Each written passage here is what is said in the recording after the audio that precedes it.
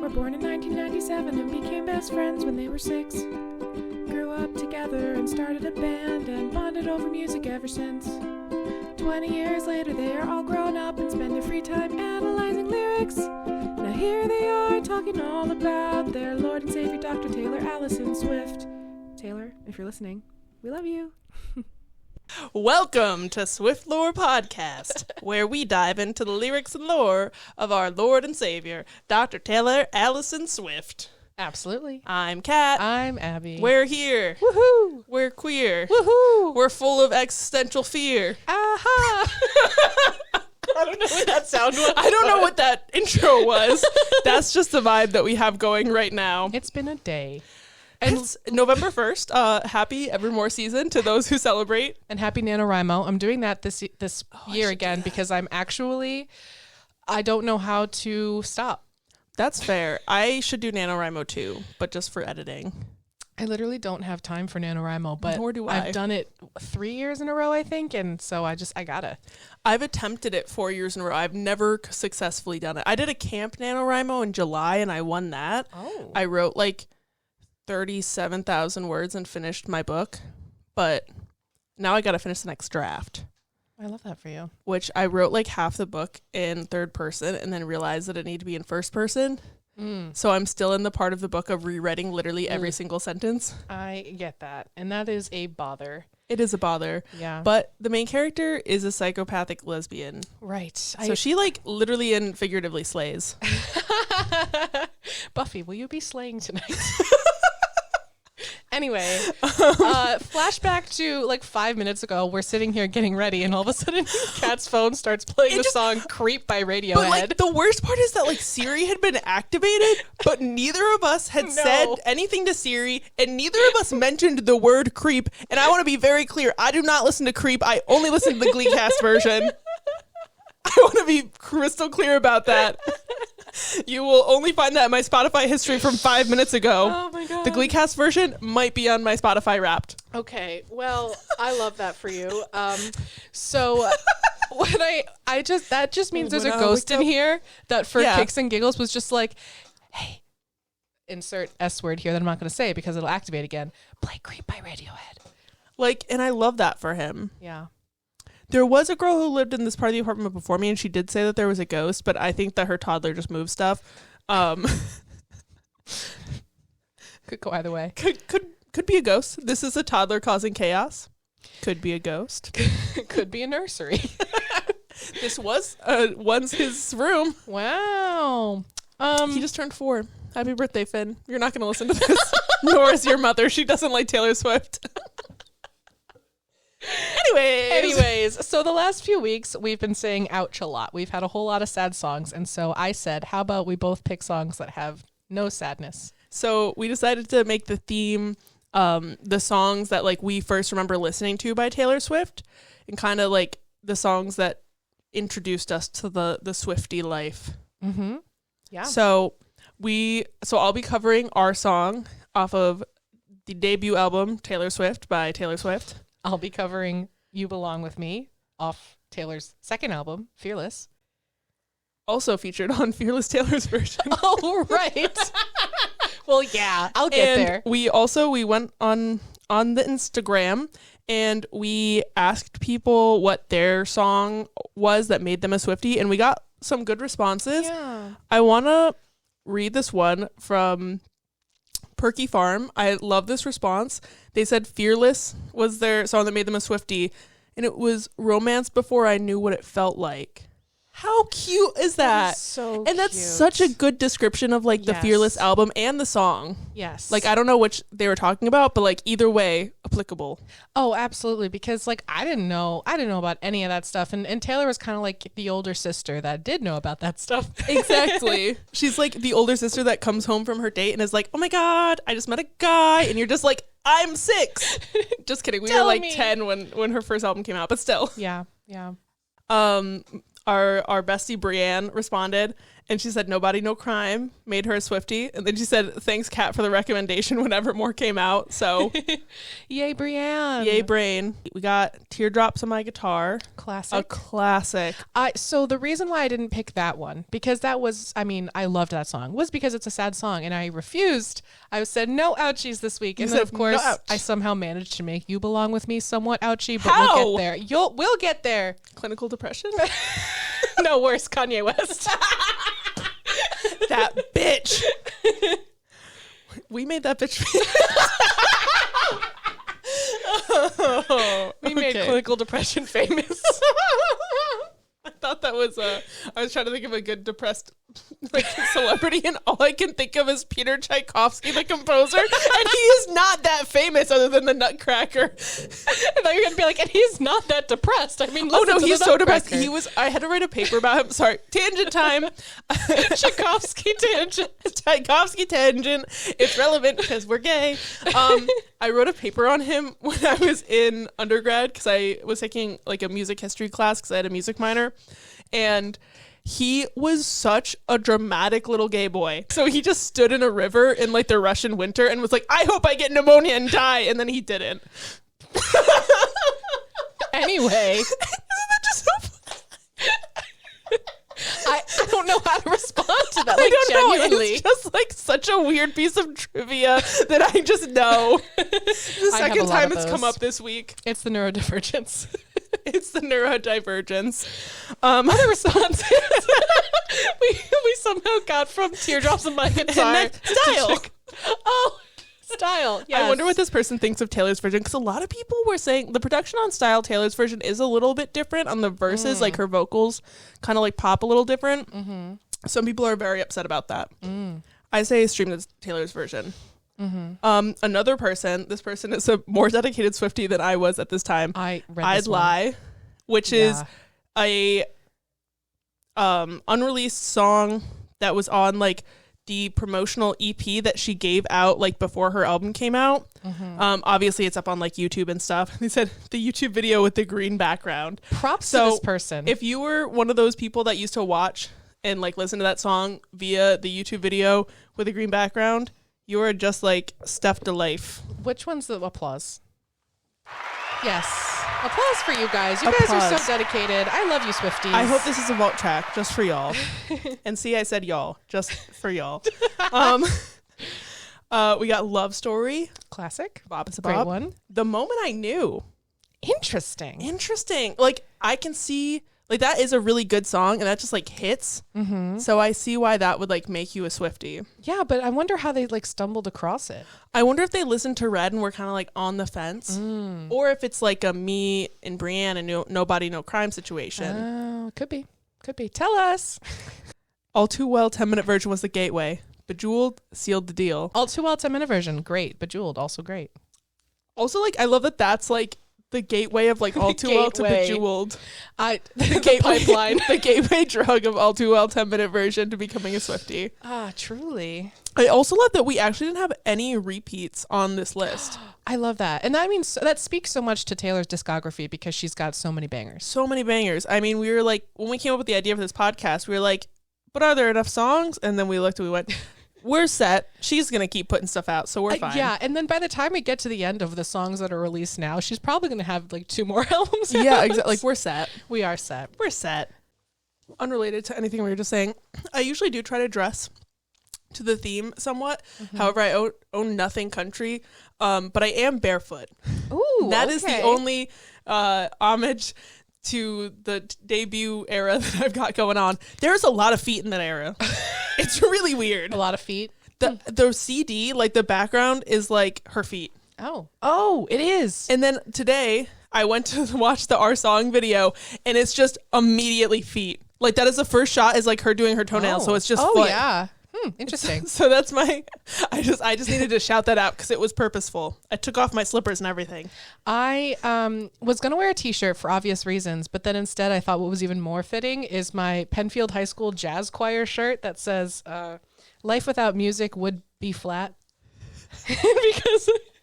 because I feel I like was wondering about the shirt. that pretty much encompasses You Belong With Me. I wear jazz band shirts. She wears short skirts. Rock, paper. Rock, paper. And this time I won't actually do scissors. I Okay. kind of promise. Okay. Rock, paper, no scissors, shoot. Oh, I almost did scissors. Hold on. I have to do it again. No, I won. Okay, fine. I did. It was like a rock with like a little bit of a scissor sticking out of it. It was the sword and the stone. And Kat pulled the sword out, so she gets to go first. Yay, I'm the chosen one. Let's go. Time for our song. Kat, you're really good at rock, paper. Or maybe it's because I just panic and choose rock. You choose every rock week. every single time, dude. I'm going to be real with you. I get confused. It's the no scissors, so we get confused. Yeah, I get confused by the absence Maybe of scissors. we need to choose a new way of choosing who goes first. Tell us in the comments. Our song. This is the first song that we've covered that doesn't have a Taylor's version. So don't stream it. Yeah. I only listened to it once because also I've just been listening to the song for so long that I have it like it's ingrained. etched in the brain. It's etched in the brain. Mm-hmm. But also this is to say that we're not gonna wait to cover songs until there's a Taylor's version out. Mm-hmm. I mean, there's only 2 albums left, Mm-hmm. but I just don't want to say that we're not going to cover any Reputation songs because I'm a Rep stan and I want that option open to me. That's and we don't know how long it's going to take for those to come out. Knowing Taylor, probably I saw quick. the most intense deep dive theory today about how next is going to be TS11. It's going to be Karma, the secret album from Reputation era. And like the person who came up with the theory correctly guessed the 1989 Taylor's version release date in May. So like, well, is it time will batshit? tell. Yes. Okay, this person's user on TikTok who like broke down this whole theory is lyric.ology, like OLOGY. And there's currently a 4-part series on the symbology of why Karma is next. It's a good watch if you like are bored. I watched it while I was like making lunch. Back to the song I'm actually covering. Our song. My hint song from last week was All the Small Things by Blink-182 because of Turn the Lights Off, Carry Me Home, na, na, na, na. I don't know why I've always connected that with the like going upstairs to my loving bed line. So this song is track 11 on Debut, which is the final song on the standard edition, which I thought was interesting. I do like the meta-ness of the last line as the end of the album. We'll get there. And Taylor is the solo songwriter on this track. Go Queen. She wrote it when she was in high school for her 9th grade talent show. And then it went on to become the youngest person ever to have single-handedly written a song that went to #1 on Billboard's Hot Country Songs chart. Okay, that's... Isn't that crazy? That's insanity. The songs I wrote in high school sucked. I was just thinking about my 9th grade songs. I could name one and I won't. That's how bad it was. I was thinking about the fact that I sang that for a talent show in like 5th grade at summer camp. What did you sing? I sang that song. You sang my song? Yes. Our song? No, wait, you sang When I Open My Eyes. I Can See the called? Future. No. I think it was just called My Eyes. Yeah, I sang that at like the summer camp talent show in like 5th grade. Stop it. If I knew that, I forgot. That is the most incredible thing I've ever heard in my life. Isn't that amazing? That is, and man. That was so awkward because nobody knew the song because you wrote it. You know, if our podcast ever blows up and people want to hear the classic song, My Eyes, that I wrote when I was 8 years old. Like I love you. Because it's so difficult to know. How do we know this? How do I know this fucking song? I know it. Why? Sorry, Taylor. We just started talking about ourselves. It's our song. Our songs tonight. This song was produced by Nathan Chapman, who was also producer on Fearless, Speak Now, Red, and the only song he produced on 1989 was This Love. It's the only pop song he ever produced, and he never produced for Taylor ever again. Oh. Including, I looked it up, he's not on the 1989 Taylor's version producer list. Huh. So I don't know if there's tea. I'm making up tea right now by implying it, but could be he was just like, nah, don't want to do that. I'm going to stick to country. Could be. He also, I mean, he wasn't on the Fearless Taylor's version or Red Taylor's version re-records either as a producer, or Speak Now. He wasn't on any of them. Anyways, this was her third single. It came out about a year after the album. I looked at the date so many times and was like, oh, I'll remember it, and then I didn't. This song was included on the track list of Debut because when she played it for the talent show at like the end of the school year, she came back for like sophomore year, and like a bunch of her classmates could still remember it and like sing it to her, and she was like, oh dang, it's really catchy. And her record label like wasn't super jazzed about it being on the album, but she was like, we have to put it on there because even 15-year-old Taylor was a marketing genius, and she's like, the kids love it, the kids are gonna love it, and she was right. And yet I didn't get the same reaction from my classic song, My Eyes. It was a straight to DVD single. Oh, Lord. So, this song peaked at number 16 on the Billboard Hot 100, but again, number 1 on the U.S. Hot Country Songs list. At 17, she's the youngest person to ever have solo credit on a song that went to number 1. And as far as I can tell, she still holds that record. There was something about like some dude who got it like 21. They're like, the youngest man. I'm like, yeah, because Taylor Swift has the youngest ever. Oh, that makes me happy. Alexa, play the man. It was certified 4 times platinum by the Recording Industry Association of America. For some reason, there's also like information about the Canadian data. It's certified platinum by Music Canada, and it peaked at number 30 on the Canadian Hot 100. The music video, she won the award for Video of the Year and Female Video of the Year at the CMT Music Awards. Unrelated, but I found out that the awards were hosted by Miley and Billy Ray Cyrus in 2008 when she won. So that's just a fun, cute little fact. It was hosted by Millie Bobby Brown when Millie Bobby Brown was 3 years old. I like that you were like, I know. You were like, I got the age. I don't actually know the year that Millie Bobby Brown was born. Could probably reverse it. Oh, I think I'm right, actually. You just sense the vibes. I sense the vibe. And performance history. According to setlist.fm, the holy bible of set lists and live performances, this is her third most played song ever, with, at this current date, November 1st, 2023. It's still? 414 live performances. Oh. Whoa. This was her first CMA performance. She did our song. And this is my list of, on the set list for her opening acts during Debut. She never toured Debut on her own, but she opened for Brad Paisley and Rascal Flatts in 2007, 2008. Oh my God. It was on the set list for the Fearless Tour. It was on the set list for the North American and Oceanic parts of the Speak Now Tour. It was on the Red Tour for 10 shows. Never played once during 1989. 1989 said, we don't have a song. Reputation Tour. It was a surprise song in Chicago on June 1st, 2018, which was the first live performance of that song since September 19th, 2013. So in almost 5 years. Wow. And then also on the Reputation Tour in Philadelphia on July 14th of 2018, there was a malfunction with her sparkly basket that she would ride from the main stage to the B stage in during Delicate. So it only went up and down instead of like carrying her over the crowd. So she ended up having to like switch to the basket that usually carries her back from the B stage, which is different because she is dramatic, to quote herself.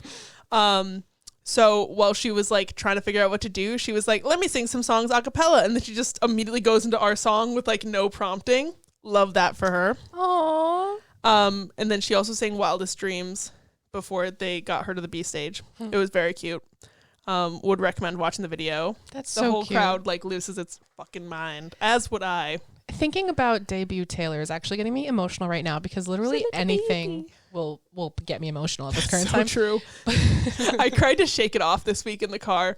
No prompting. Not even sad. I just started bawling. I was like, I'm so proud of her. I just get so emo, like thinking about this 14, 15-year-old girl opening for Rascal Flatts in 2008. Maybe. That's so real. You're so real. She was baby and she was already so successful. And she stayed successful because she's a genius. Oh, I might cry more. We said no ouchie for this episode, and that's because the ouchie is all. It's just us. The ouchie is me. It's me. Hi, I'm the ouchie. It's me. Oh Lord. Eras Tour. This was a surprise song on March 24th, 2023, in Las Vegas, Nevada, paired with Snow on the Beach. No idea what the theme was because, as we know, she likes to pick the themes to like pair songs together. That one was just vibes. Just vibes. That was also that she chose that one for the Eras. You're going to talk get there. That. Okay. Get there. Right now, August 4th, 2023, in LA, when they were recording the Eras Tour movie, she performed this song along with "You're in Love" for the actual live performance, and then in the movie, it is paired with "Yo Yok," as we like to say. Yo Yok.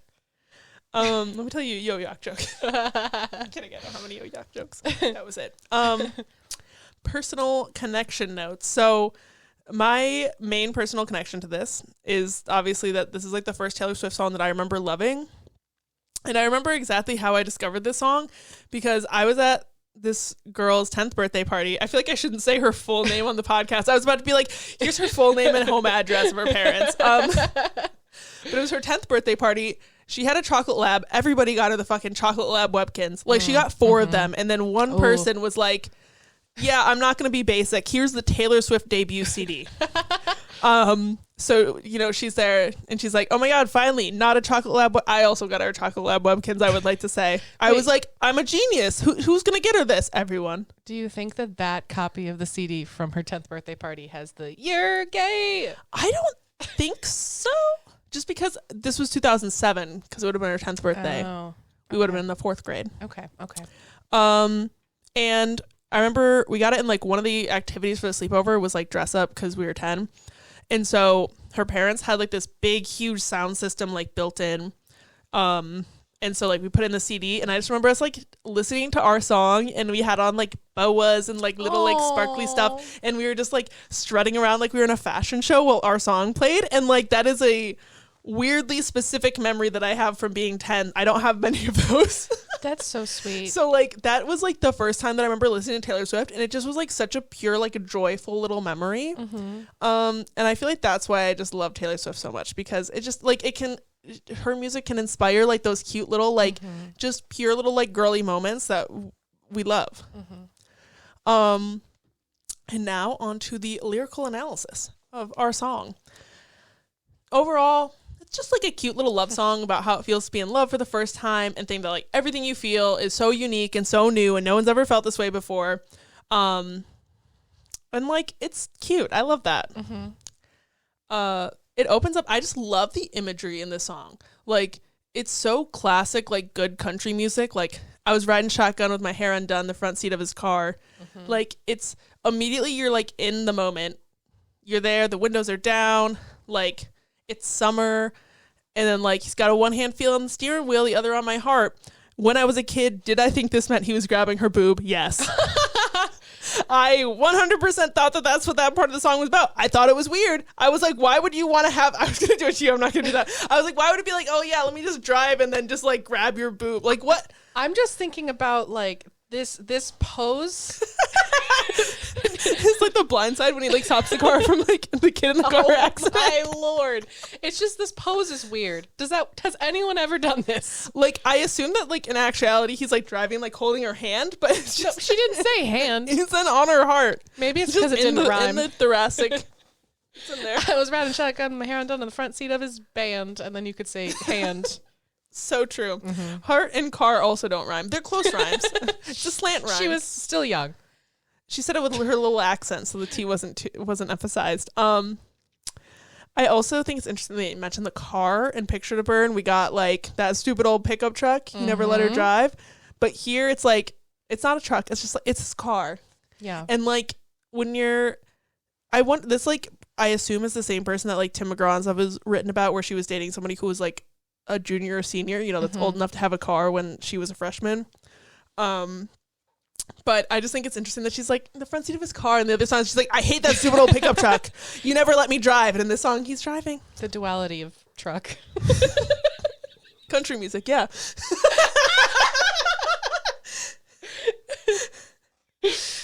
I look around, turn the radio down. He says, baby, is something wrong? And I just think it's so funny, like this image of her like sitting there, hand on boob. And she's just like, and she's like looking out the window. And then finally she's like, turns down the music. And he's like, oh, babe, is something wrong? She's like, yeah, I'm being groped. It's weird. I'm so sorry. No, I like it. It's a good bit. And then she says, oh, nothing's wrong. I was just thinking about like how we don't have a song. And like because of this song specifically, I thought that having a song for your relationship was like the most important thing ever. It's like you can't date someone and not have a song. And now I have so many playlists dedicated to situationships, and I blame this song for it. This was the beginning of the end. This was the beginning of the end. I can never listen to fucking Moonlight by Ariana Grande again. Some fucking sophomore year of college. Anyways, and he says, I think this is interesting. Like, I was listening to this, my one listen through today, and I was like, it's interesting that she used the like kind of classic country music trope of like having the chorus be like a part of a conversation, which she also does in her return to country on Evermore, No Body, No Crime. Ooh. She says, I think he did it, but I just can't prove it. So I think that's just like, I don't think that's like connected at all. I just think it's interesting that she chose to like reuse that storytelling device when she like returned to country with her first, and it's connecting it to like her first country single that ever went to #1. Genius pointed out that the vibes of this chorus are kind of similar to Jump Then Fall, which is a bonus track off of Fearless. The like, I like the way you sound in the morning. We're on the phone without a warning. I realize your laugh is the best sound I've ever heard. And then of course, our song is the way you laugh. Our song is the slamming screen door. I just, again, the imagery in the song is just like so good. Like it makes you think of summer when you're leaving the like door open with just the screen door closed, so like get a little breeze through the house, and like somebody like your girlfriend or boyfriend or want to be girlfriend boyfriend shows up and you're like all excited, so you just run out and you like slam the screen door and your mom's just like, stop slamming the door. And you're like, that's our song. No, there's something so innocent and descriptive and like relatable about the things that she's choosing to share. Exactly. And like then sneaking out late tapping on your window, it's so like 80s rom-com movie coded, like throwing rocks at the window. And like she talks about that too in other songs that I forgot to wrote down. I forgot to wrote it. We're on the phone, you talk real slow because it's late and your mama don't know. We have to talk about that line. What do you think we're here for? No, but I actually have some backstory about this from Genius. Okay. So Swift revealed when we're on the phone and talk real slow because it's late and your mama don't know was actually inspired by her mom pacing back and forth outside of her bedroom door when she would talk to her boyfriend on the phone at night. But also the fact that it's not like we talk quietly, it's you talk slow. Yeah, so that's what I was going to say is a lot of people think it should be we talk real low because it's late and your mama don't know because then she can't hear them. But now because of that quote, I'm thinking that like they're basically being like, okay, goodbye. Yeah, like mom's waiting and they don't want it to end. Yes, I kind of love it. It's like, all right, Taylor, you have to say bye now. Okay. Bye. No, you hang up first. That just resolved that whole line for me, that Taylor Swift quote. Because I know that's like a hot topic. That's a debate. That's it. And now we put the debate to rest. It was all Mama Swift. It went to bed. It talked real slow first, though. So we were talking about laughter? We were talking about laughter. Okay. And how it's so important in a lot of Taylor's earliest songs. I feel like it kind of relates to that classic, like, when you're young and people are like, what is love? And you're like, love is when he can make me laugh. Like, that, like, sweet little, like, naive ideas of what love is, which is not that love isn't that, but like when you're 16, that's what you think love is. So then I found this amazing Tumblr where they have like every single time Taylor's mentioned certain words. I was telling Abby about it, and I'm going to pull it up right now so that I can shout them out because they just made my job so much easier. Taylor Swift and X.tumblr.com. An icon, a legend, we stan. So she mentions laughter or laughing or laugh on every single album except Evermore, which is so fitting because that album so depresso. That album is laughless. Oh, it's so depresso and so. I love you, Evermore. I'm depresso. It's a me. I'm a depresso. It's me, a depressio. My friend Sylvia, I know you're listening and I'm to depressio, and this is my floor. Ciao, Sylvia. This is Italian on the podcast. Sylvia is the only Italian listener.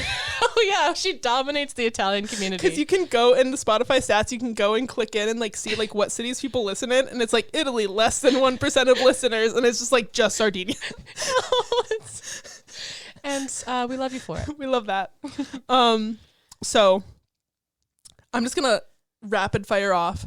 The only one that I wrote the lyrics is the other song from debut, Teardrops on My Guitar, which says, Drew talks to me. I laugh because it's just so funny that I can't even see anyone when he's with me. So that's like an ironic laugh. Obviously, this one is just like, our song is the way you laugh. I love you.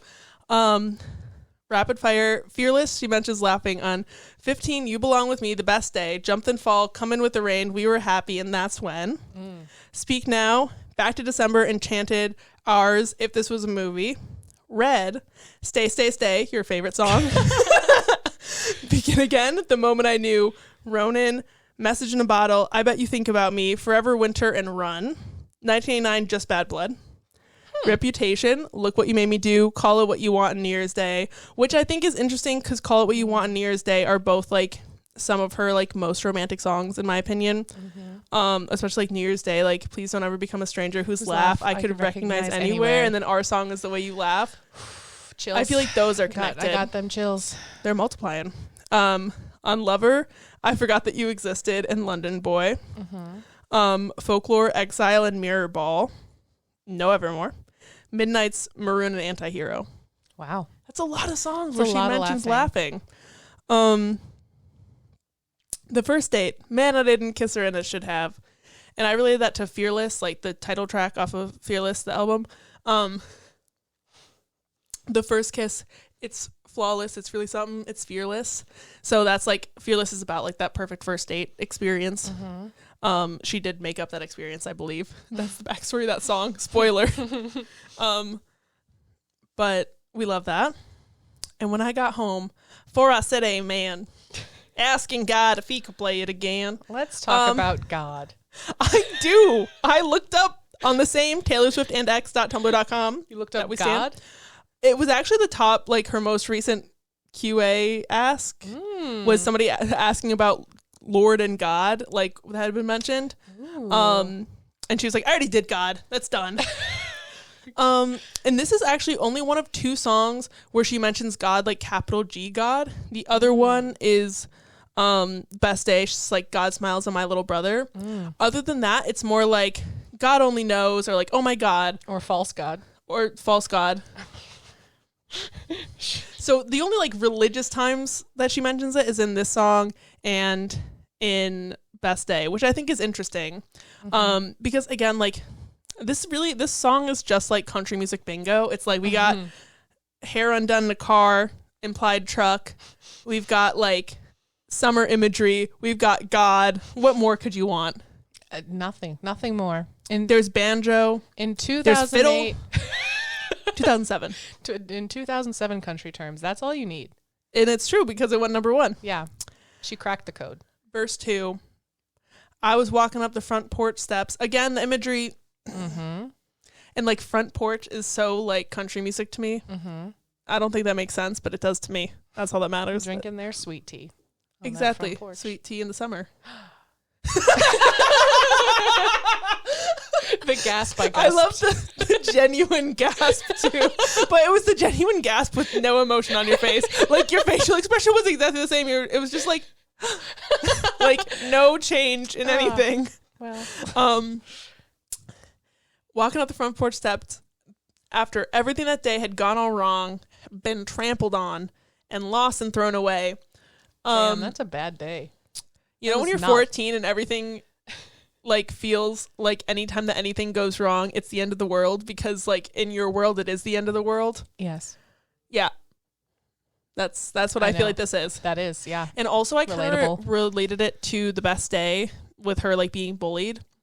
I don't know if this is from before she transferred schools. I think she got bullied in Pennsylvania and then not in Nashville. That's not relevant. Anyways, got to the hallway, well on my way to my loving bed. Just like me for real. She's like, this day sucked. I'm just going to lay in bed. I'm done. And then like so cute, like her boyfriend knows that she had a bad day and like sent over roses and a note because he was like, you don't want to see people. That's fine. Here's some flowers. That's very sweet. And it's so cute. Like, and then, you know, again, the device of like going into the chorus. But it just like shows that he really cares and like remembers the things that they talk about, that it, like the chorus is repeated. Like that's kind of like they had said it in a conversation and now he like is like, you had a bad day. Here's this cute little memory that we have. I'm going to give you it because this is a good boyfriend. this is a good boyfriend. Yeah. Even though he never let her drive that pickup truck. It's fine. Even though he's a redneck heartbreaker who's really bad at lying. And like a senior in high school dating a freshman. Okay. Moving on. Anyways. But despite all that, She's heard every album. Every single one. I was like, this is so funny. Like, I remember making fun of this like once I got consciousness. Because I was like, really, Taylor, you listen to every single album? listen to every All album. of them. And she's she listened to the radio. radio. Like, I love the idea of her, like, just sitting there, like, going through her record collection, like, her parents' record collection, being like, is there any love songs that capture what I'm feeling right now? No. So dramatic. There's nothing that is as good as our song. Oh my god. And it's like, their love is just something so new and sweet and unique to her, and she can't find any love songs that are like her love. And then she goes in the final chorus where she does a little POV shift. The other two, it was him singing his point of view, saying the chorus. And this one, she's saying it instead. So it's like, cause sneaking out late, tapping on his window. We're on the phone. He talks real slow. It's late. His mama don't know. I also really like how in that last one she does like she goes real loud. No, what is it? No, let me do that Tapping again. on his window. When you're on the phone and he talks real slow. Cause it's late. And his mama Love don't that. I love the little switch in the melody. It's so good. Yeah. And then the first date, man, I didn't kiss him and I should have. Girl power. Girl boss moment. Yeah. And then the outro, I have always loved this outro because it goes back to the beginning of the I was riding shotgun with my hair undone in the front seat of his car. I grabbed a pen and an old napkin and I wrote down our song. So cute. It's really cute. And I connected this also to the last Great American Dynasty because she talks in the like Long Pond studio session about like that trope in country music of like kind of tying it back to like how you got to this moment. Because like last Great American Dynasty, there's also that shift in the last chorus to make it about her, which I love that. Keep making everything about you, Taylor. Slay. But just like also it's such a cute little like image of like I grabbed a pen and an old napkin. It's not like I grabbed my notebook that's dedicated to songwriting. It's like you have a used napkin and a pen. That's all we got. That's what we're working with. I always keep Yeah. spare napkins in my car. Same. But she's saying this is an old one. It's a little sun worn. The Duncan logo is faded off. That's the only kind of We've car all been napkin there. I have. If you know, you know. Also, I think this as like the final line of her debut album is so cute because also like she completely solo wrote this song. She's like doing this meta moment of like, here's who I am. I'm like just this country girl who's like riding shotgun, writing down songs in old napkins. Like she paints this picture of herself that is just like so perfectly country. Slay. Yep. It's just very slay. I don't know why I keep saying that. Again, I am 26 years old and I can't stop saying it. I started saying it ironically and now it's part of my vocabulary. It's clinical. It's clinical. I'm diagnosing you. Oh my God, you can. I literally can't. Maybe not yet. Eventually. Well, you're gay, so you can diagnose people slay. I could diagnose. You have been with slay. diagnosed as slay. So, did I ever tell you? Did I ever tell? I know how to speak. I don't know where this is going, but I'm Okay. intrigued. Ari and I have started going. Are they, a little teapot? Because of the hand flip. I have a T-shirt from Target's Pride collection this year. That's a little skeleton. It's saying, "Is he, And I wore it to the gym one day when like the only like straight guy trainer, the only guy trainer at my gym is aggressively straight. He's from Long Island. And he was like, "Is he, what?" And I go, "Is he, And he goes, "I don't know what that means." And I went, "Gay." And he goes, "Oh." And then like he walked away and then he came back like halfway through the workout and was like, "Is that like a reference to something?" And I was just like, "It's just like a gay people thing." And it was so funny. And then I a posted that lesbian story and a on het man. It was so good. I was like, happy Pride. And then I posted that story time on Instagram on like my like writing author one. And everybody was like, "Target is the worst. Gay people should burn in hell." And I was like, okay. Wow. Yeah. Homophobia. Anyways. You're gay. Anyway. Discussion question. How important do you think it is to have a song in a relationship? And caveat, when the relationship ends, when I started saying if and then I said when. That's where I'm at right now. When it ends. Is the song ruined forever? Okay. I'm trying to think of what relationships I've had where we had a song. I know that my first one, the guy that drew my tattoo, I know that we technically had one. I have not listened to the song because it's so like I didn't listen to it before the relationship though. And so afterwards it's like I the song's fine, but I'm not going to listen to it though. I get that. So I don't. And I think that's the only time that I had one. But then I think there was a relationship where we did have like one song that we sang together a lot in the car, but I introduced it to them and then I really liked it. And then afterwards, and there was a lot of songs that partners have shown me. And then after the breakup, I took a minute, but then I got back around to them. It just depends. That's fair. I can't listen to September by Earth, Wind, Fire.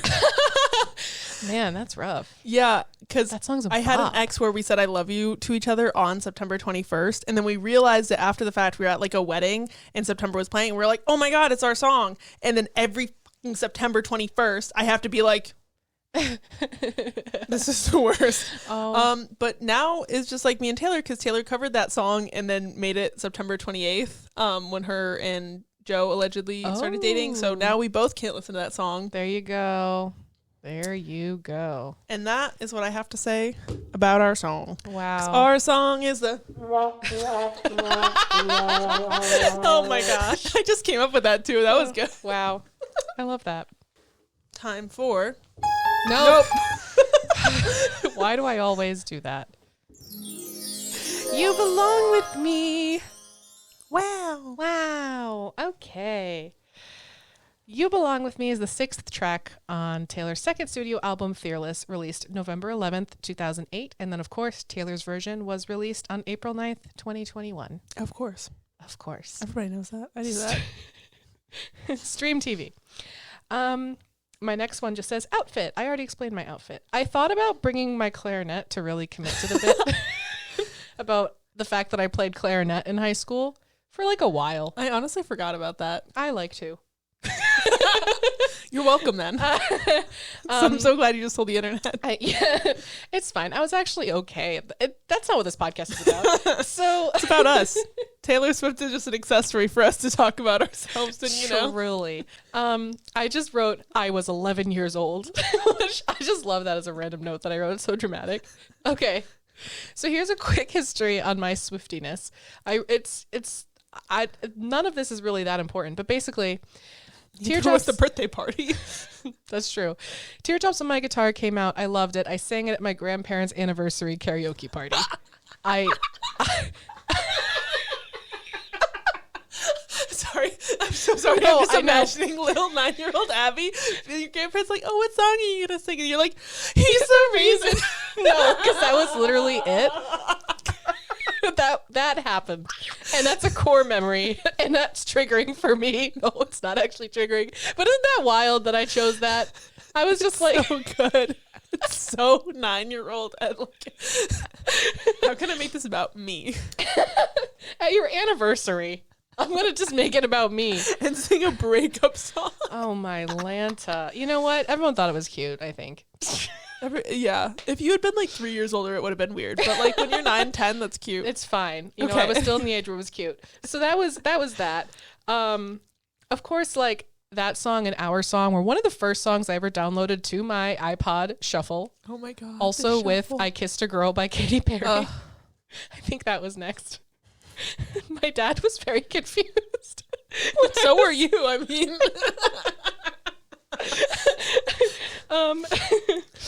And I loved all the singles as they came out, but then You Belong With Me happened. The music video happened. I used to watch a lot of music videos. Oh my God, that was up. such an iconic music video. I talk a lot about the music video That's here. good. And I just remember doing the thing I always did where I watched like VH1, I think, and they used to just play music videos. So I was well versed in music videos at the time, and this one played and I just loved it so much. And I remember sitting there watching it with my dad, and we had somewhere to go, and the music video ended, and I was trying to explain to my dad why Taylor Swift was amazing for like weeks. This music video plays, we get to the end, and he's like, okay, we gotta go. And then he stands up, he looks back at the TV, he looks back at me, he goes, I really like that music video. Yes, Wayne. Yes. So this song not only made me a Swiftie. Wayne is a Swiftie confirmed. Wayne is a Swiftie confirmed. This music video converted my dad into Swiftyhood. So the Swiftum. Swiftdom. This song was written by Taylor Swift and co-written with Liz Rose, which is funny because in the sitcom that we wrote, the characters are named Biz and Rose. That is funny. So the legend goes that Taylor The legend? Yes. As the tale is once told. I hate that I have to use that take even though I stuttered, but okay. The legend goes that Taylor overheard a guy from like a member of his tour band arguing on the phone with his girlfriend, and she felt sympathy for him, and then she was talking to Liz about it, and they were like, let's come up with this girl next story-esque story, and then they wrote You Belong With Me. This song is a storytelling song. It's so country music storytelling at its best. It doesn't necessarily relate to Taylor's personal life. It is simply a story. That's very folklore of her. But as we say, a bop is a bop. A bop is a bop is a bop. Okay, let's talk about the pick-me of it all. I told Kat before we started recording that the lyrical breakdown for this is not very heavy. All of it is just discussion about the song itself and the context of the song. So let's talk about the pick-me of it all. It's so pick-me, and it was so relatable when I was in the 6th grade. That's the thing, because like in hindsight as an adult, you listen to the song and it seems kind of like naive, but it is naive. But yeah, she wrote it when she was like 16, 17 years old. And this is it really captures like, that's how it feels. This is what it's like to be like a little nerdy high school girl. And having a crush on someone, or if you're like me, writing a list of attributes that men should have in order to be an acceptable crush, and then telling yourself that you have a crush on them. I'm a lesbian. Put a pin in that, because I got more to say on that later. Anyway. Abby's like, I am in school to be a therapist. We'll get back to that. I did. I got a little psychology-y later on. So, in this song, the main character feels entitled to her best friend because she swears that she's better for him, and she villainizes the girlfriend. I never really was in the situation, but I still felt that. I danced around my room to the song constantly as if it were me. I danced around this room, and then I made up the situation where it was me. I purposely would have crushes on guys with girlfriends, I think. In retrospect, I don't think I did it on purpose then, but in retrospect, that's like a common thing that like queer kids do, is like have crushes on people of like the like opposite sex, to like that are unobtainable in some way. Mm-hmm. So it's like people in relationships and like celebrities. Yeah, no, I get it. It's the people that we know we can't have. So there's no like pressure or fear or exactly. Yeah, but you can still be angsty and 14 about it. The queer experience. Gay rights. Other personal questions. Oh my God, I wore t-shirts and sneakers. Just like me, for real. And I was on the bleachers. I didn't play the clarinet on the bleachers ever. I wasn't in the marching band, but Did we have a marching band? no. That makes sense. We didn't have a very good football team, so. No, and I also tried out to be a cheerleader in the 8th grade, and I did not get in because I have literally zero I coordination. did not know you did that. Yeah, I was in Webster. It was a dark time.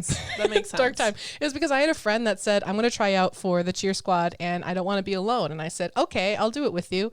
And then I went, and then there were 3 days of auditions. And after the first day, my friend said, I'm out. And then I stuck for all 3 days, and then I still I like that you stuck through it, though. That's brave. I tried. It was really brave of me. You don't even know how brave because you didn't see. You weren't there. I can imagine what it would have been like if I had tried out for cheerleading in 8th grade, so I get it. It was like the scene in Buffy where Dawn I was tries about out to for say cheerleading. I had to skip through that scene. It was so It's cringy really and bad, awful. and I'm pretty sure that's how I looked, and we're moving on. Anyways. Okay. So now I'm going to move on to the music video of it all. The music video goes through like each lyric of the I song. just like that you add up it all. You're in your August era. For the music video of it all. Like. Anyway. Sorry. The music video basically goes through every single line of the song and shows it. So that's why I'm not having as much of a lyrical breakdown. You can just watch the music video. It slaps. It's a banger. It's a banger. It's iconic. There's is a reason so good. to beat single ladies. Kanye, you dumb fuck. Oh, I'm getting there. I know you are. I just wanted to call him a dumb fuck. Just wanted to get it off my chest. Oh, Get it off my desk. Yes. Okay. So this music video features Taylor in a dark brown wig, which I am here for.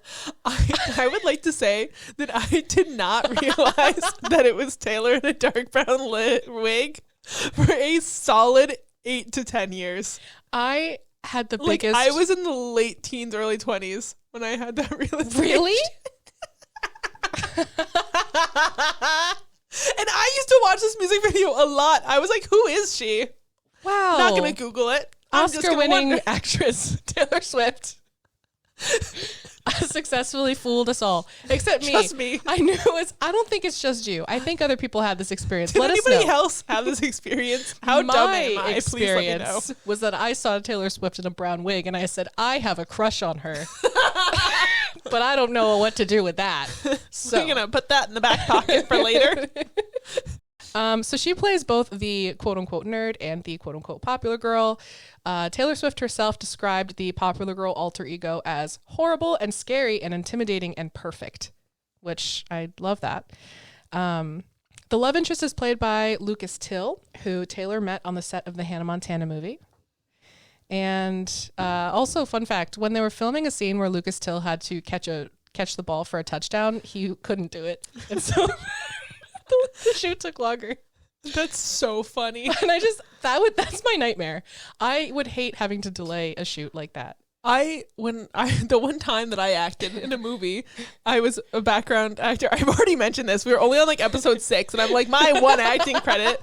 But I was playing soccer in the background of a scene with like 2 other kids, and I'm terrible at sports. So like, there was one specific take. I remember that I missed the ball and it went directly into like Eliza's legs, and she like stopped the take to like hand it back, and I was like, I'm mortified. Oh. It's around the time that I heard our song for the first time. See, that's the correlation. I had a similar experience because I did like short movies and stuff. And there was one thing where I had a really long scene. It was a 1-take scene. And we got to the very last line of the take and I messed it up. Oh no. And I was so embarrassed. And I just saw everyone in the room be like, oh, acting's hard, folks. Lucas, I feel you, man. I feel you. Just like me, for real. Great job, Lucas. I mean, like, that wasn't sarcastic. Like, great job. You're great. He's like the perfect look for this music video. He's so boy next door. He is. I wrote, this music video is the epitome of cliche cheese, and I literally love it so much.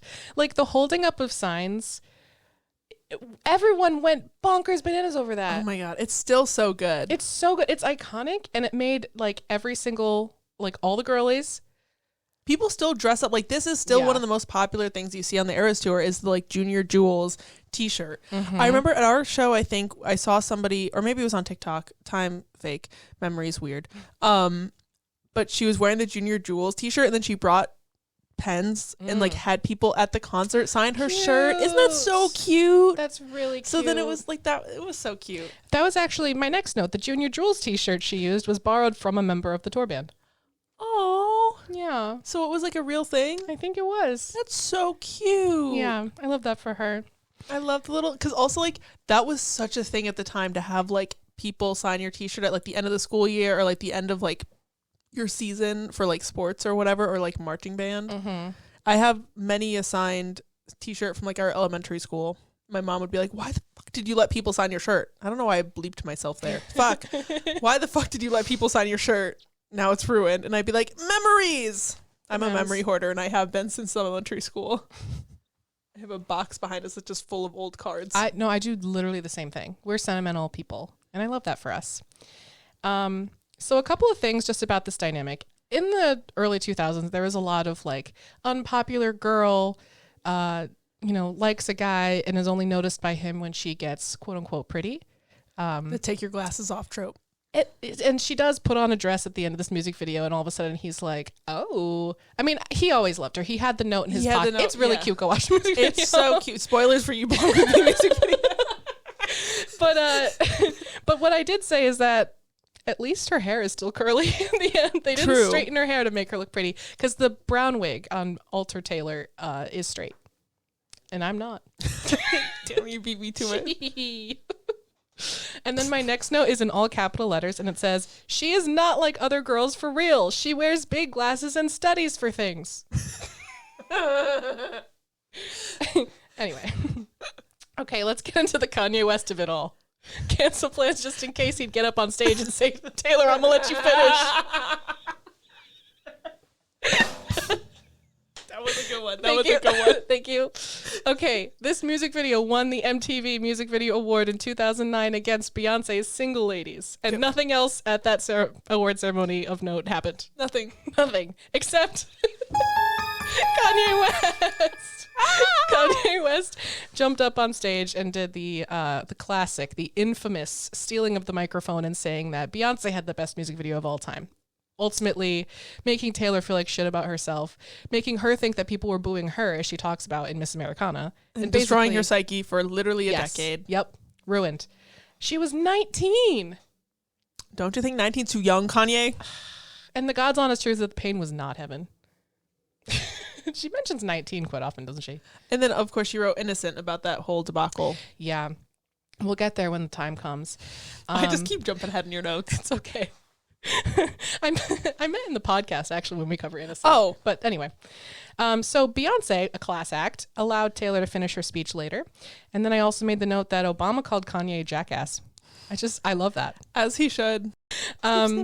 This thing that happened was everywhere. Everywhere. Oh my God. I specifically remember I was in chemistry class in the 7th grade, and I came into chemistry class and we all talked about it. And this was the same chemistry class, same year that Miley Cyrus did the party in the USA on the ice cream pole. Oh my God, the pole. And we were all just like, Miley is going overboard. She's trying to be Britney Spears, which is like so stupid. Miley, I love you. I like that both of us mentioned Miley Cyrus. There's so many. No, because there's other things that Big year in pop culture for the 12-year-old girls. Big year for us. Okay. Oh, and then Johnny Davis of The Observer, he said that this song was not great, but better than Hillary Duff. And so Johnny Davis, if you're listening to this you're podcast, a bitch, and I don't like you. How could you? How rude. We stand Hillary Duff here. Kat and I's first concert was both Hillary Duff. She was also my first crush, and I didn't know it. Okay, there are a crap ton of performances of this. I'm going to just rapid fire it. Her first televised live performance was on the Today Show in 2009 on May 29th. She also performed it on Tonight with Jay Leno. She performed it in Studio 330 Sessions, 2009 CMA Music Festival, 2009 CMT Music Awards. This goes on for a while. The VMAs. The VMAs in 2009, that same day of the Kanye West ordeal. Right after the Kanye West ordeal, actually. She got off stage and had to perform like right away. Which is insane. Good thing the first half of that performance was recorded. Yeah, that is true, because I also wrote down like what she did in the performance. Just look it up, y'all. Just look it up. So good. This episode's gonna be so long. She later performed it on The View on Saturday Night Live. And then in the fall of 2009, winter of 2009 through 2010, she promoted it outside of the United States, in the United Kingdom, in Australia, in Japan. She performed a medley at the Grammy Awards with, I don't know, just she performs this a lot, guys. She did a thing with Stevie Nicks. She played a set, let's see. Yeah, I think it was at the Grammy Awards. She played Today Was a Fairy Tale, and then she was like, it's a fairy tale and an honor to share the stage with Stevie Nicks. And then they performed Rhiannon by Fleetwood Mac. And then she sang You Belong With Me, and Nicks stood behind her and like tapped the tambourine and nodded, and then sometimes like sang with Taylor. Iconic. Oh, there's a lot, guys. Okay, tours. It was performed as an opening number on all 2009 and 2010 dates of Swift's first headlining tour, the Fearless Tour. And then before she entered the stage for that, there was a video that played on the overhead screens that showed various celebrities, including Miley Cyrus, Demi Lovato, Faith Hill, Lucas Till, and Taylor Swift, sharing their definitions of the word fearless. It was performed on the Speak Now World Tour. It was on the setlist for the Red Tour. It was on the setlist for the Reputation Stadium Tour as part of the mashup with Style and Love Story. Wait. Was that Reputation or was that Eras? No, that would have been. That was Reputation? Yeah, I think so. Okay. I copy pasted a lot of things, and I think because there's a lot. So basically, she performed this a lot. Also, there was a Kids Bop version and a Weird Al parody. What is the Weird Al parody called? TMZ. I don't know how I didn't listen to it. Fair enough. Anyway. Al's Okay. version. Very Al's version. Okay, so a little quick lyrical breakdown. I don't have too much to say about the lyrics themselves. I can see all the comments. There's a lot in there. But it's not. Trust me on this. Okay, so watch the music video. It explains all the lyrics. All the plot. All the plot. But basically, she's talking about this guy. She's in the room. The room. She's not in her room. She's in the room. I just thought that was strange. It's like when she talks real slow. It's a typical Tuesday night. She also mentions Tuesdays and Forever and Always when she says, I believe it was a Tuesday when you caught my eye. So if that's a typical Tuesday night, then lots of stuff happens on Tuesdays. Just saying. Tuesdays are a big day for her. She'll never know your story like I do. Bold of you to say that, Taylor, because people can always learn things. I was kind of sassy in these notes. Bold of you to say never. But then also it's like, is that because she thinks that the other person doesn't want to know him like she wants to know him? I think that's the implication. There's definitely two ways to read this. Maybe the girlfriend's not all that bad, or maybe she is really bad, because sometimes girlfriends are bad. True. Sometimes they are. So then for the pre-chorus, the she wears short skirts, I wear t-shirts, I wrote two like shitpost interpretations. These are not serious, y'all. So I'm excited. She wears short skirts, I wear t-shirts. In the song Style.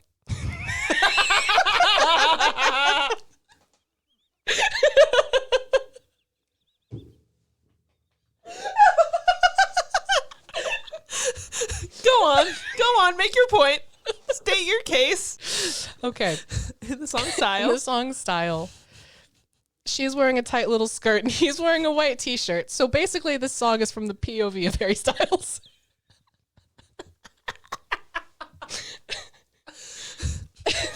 Thank you. That's it from me. Goodbye. I did my research. This is real. Real facts confirmed. True. I just called Taylor up. I confirmed.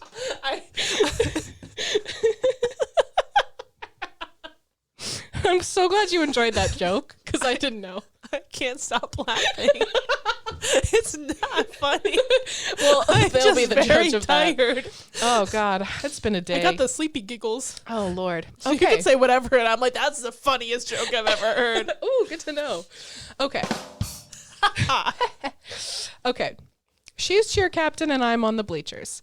I know that this is a story about heterosexual people. Okay. Go on. For me, as a queer person, it gives, like, maybe she hates this girl so much because she kind of likes her. Like, that's something that I've experienced. Like, I see someone and I'm like, I don't like you. And then I realize, no, I like him. Like him too much. And so that's a fun little interpretation. Like, clearly some parts of the song doesn't align with that theory. But like listening to that as a little closeted like 12-year-old, that was the vibe. So there's that thing about like love and hate are not opposites, because when you hate someone, you're taking up the time and energy to care about them enough to hate them. True. So that's where that little theory comes from. And also just as a queer person who didn't really understand their feelings about women for a very long time, I just wanted to point out that interpretation. I think it's kind of fun to think about. Also, then I wrote about like, why do queer people feel this way? This is where my psychology degree comes in. And I'm going to bring up my list of attributes for men. I literally have a journal. I should find it next time I'm at my parents' house. And it has like a list of like 40 traits that I think the ideal boyfriend should have. And then I would write my crushes' names and I would calculate how many of the traits they had. And I'd be like, if they have 25 or more, I can have a crush on them. You know, how you have crushes on people. I used to just like go, I need a new crush. And then I'd scan the room and go beep, beep, beep, beep, beep, beep, beep, acceptable. And then I'd choose them. That's so real. There was also this one time when I was in like 9th or 10th grade. I think it was 9th grade. And we were in gym class, and that was like when yoga pants got popular. And I literally looked at a girl's butt and went, oh. And then I went, we're not dealing with that. And I just repressed it for like 2 full years. And I just didn't like her because I was very attracted to her. That is the queer experience. And I would also like to point out that Kat and I, you know that we have similar thoughts on this because we've dated the same man. We sure have. And you know what? That's a story for another time, but we have for real dated the same man. Okay, so why do people... I don't know. Why do they? Who's to say? So my therapist often tells me... I'd love to see where this is going. that oftentimes what we fear is what we most desire. And I'm going to leave that out there just for y'all to ponder. I'm processing. Yeah, it might hit you later. Do I need to go back to therapy? Well, because, because we You're like, yeah, because I've had a conversation with you, Kat. I'm aware. Yes, because I go to therapy so much. And like, I feel like I'm a relatively stable person. I am at school for You're this, just and I love carrying therapy. all the therapy for this duo. I have double therapy. Trickle down therapy. I take over it just for you. So what we fear is often what we most desire. We can look at someone and see the confidence that they have. We can look at someone and feel like we hate them, but really it's because we want what they have. True. And so I wanted to put that out there. Okay. Now we're done talking about therapy. Just the phrase, you belong with me. He's meant to be with her. They belong together. And Taylor talks a lot about fated stuff. I actually talked in a previous episode. I mentioned all the times that she talked about like fate and stars aligning. Mastermind. Midnight's episode. Go check it out. Okay. Midnight's Mayhem with Swift Lore is the title. Yes. Hey, isn't this easy? We're in the second verse now. I'm really skipping around. Hop, skip, and a jump. Hey, isn't this easy? She's appreciating how easy it feels to be around him. Or an alternate interpretation is she's trying to be like, hey. Do you notice how easy it is with me? Is it this easy with your girlfriend? And he's like, yeah, my girlfriend's really easy. Oh my God. You set yourself up for that one. It was right there. I had to pick it up. It was so easy. Oh my gosh. Okay. Anyway, so there you go. You've got a smile that could light up this whole town. She talks about smiles a lot. I did not go to the Tumblr that Kat mentioned. I didn't tell her about it until like just before we started recording. And I didn't try to even figure it out, honestly. I listed some. Superstar, Jump and Fall. That was another commonality between the two of us. Today was a fairy tale. I think he knows. Mastermind. All those times she's talking about smiling. It's very innocent. It's very cute. Wait, I also want to say the line, like, worn out jeans. The way that she said it for like years, never checked the lyrics. I thought it was like one-eyed jeans, and I thought it was like a jeans brand. You know, like the weird justifications that you make to yourself. No, I've got an auditory processing disorder. Of course I know.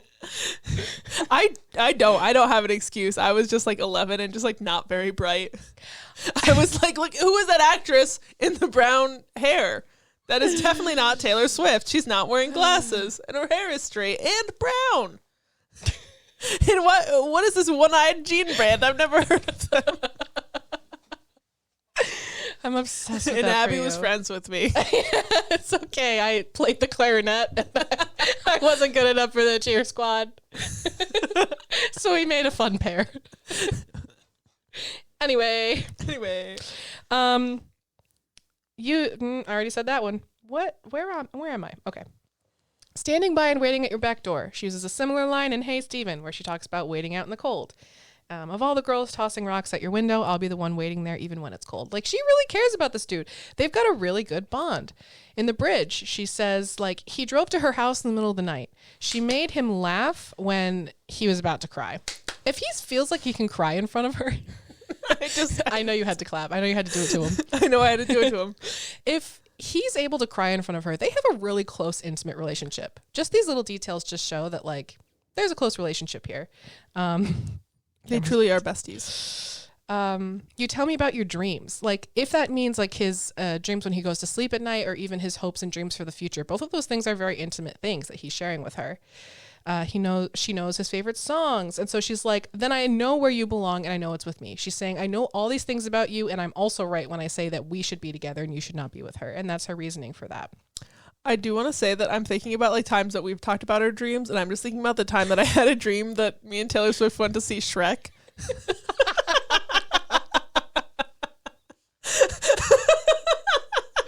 And I just needed to let that out because my ADHD medication is worn off. Oh no, the camera's dying. We have to finish your notes. I'm sorry. It's fine. And then like a week later, I had a dream that I gave birth at a Taylor Swift concert, and she stopped it for me and delivered the baby. Anyway, and that's how you belong with me. That's it. Okay, and then the very last note that I have is that in that last chorus, she switches the melody, and it's really super cute. So we love that for her. Go watch the music video, listen to the song. The discussion question is, what kind of music was Taylor 1 listening to that Taylor 2 doesn't like on a typical Tuesday night? Probably like some indie record that's much cooler than mine. Ooh. Or like maybe she's one of those people that like gatekeeps and is just like, oh my god, like, or like, so wait, Taylor's listening to stuff that Taylor 2 doesn't like. So Taylor's like main Taylor is probably just listening to like James Taylor. Maybe she talks about James Taylor records in Begin Again. Maybe she talks about that being like a favorite, like just some oldies. True. Or she could be listening to her own music, which who's Taylor Swift anyways? Her friend's girlfriend really doesn't like. She doesn't like the friend's music. Which would make sense, because if my boyfriend's best friend kept making songs about how much she wanted him, I would also dislike that music. Like, I want this song from the girlfriend's perspective. I think someone's done it. I'm sure somebody's done it. People have done it on TikTok. Send us your recs. That is You Belong With Me, ladies and gentlemen. We did it. We got through another episode. The camera's dying. All right, so my hint song for next week is Vampire by Olivia Rodrigo. And mine is Running Up That Hill by Kate Bush. Banger. So go follow us on Instagram at SwiftFloorPod. And on TikTok at SwiftFloorPod.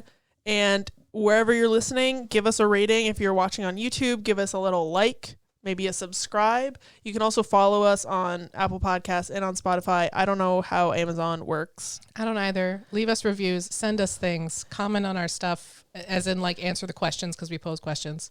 We post questions. We post a lot of little clips. So if you want to like comment on a specific part of the episode, there's a good chance we're going to post it. We also ask little questions in our Instagram stories a lot, like the ones that we talked about today. So if you go on there, you can be in the episodes in your own special way. And that's it. Time for Crispy High Five. Crispy High Five time. I'm going to do my right hand this time. We're not going to mess it up like last week. We will not. I will not. I have to take this off. Okay, we got it. Nope. What do you mean no? That was it! Yeah! We're getting better at that outro. Philanderer and murderer. 2 words you don't want to be. No philandin. And no filleting. Fish fries only. None of it. None of it. What do you think this is? Friday? I don't know what that was. Anyway, continue. It's Wednesday, my dude.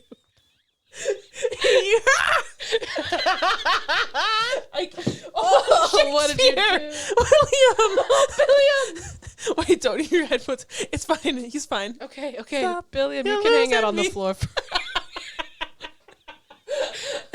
Hey, this is gonna be a quick and dirty episode. Dude, we were just like, We're not even the first chorus. God.